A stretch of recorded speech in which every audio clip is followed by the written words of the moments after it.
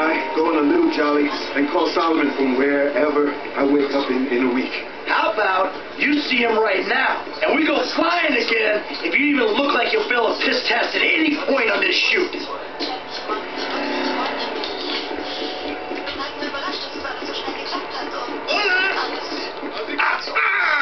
What a wonderful surprise.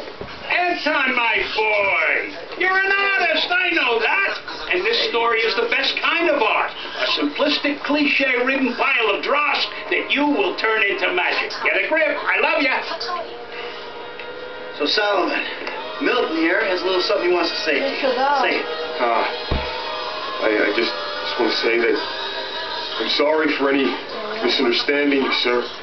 And I appreciate all the opportunities that you've given me. Of course, of course. Michael, what can I say? You're a natural. I love you.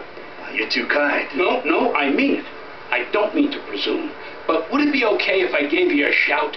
This shoot seems cursed for some reason or another. I need an associate producer. I'd love that. We'll talk soon. I gotta go. Oh, hell yeah.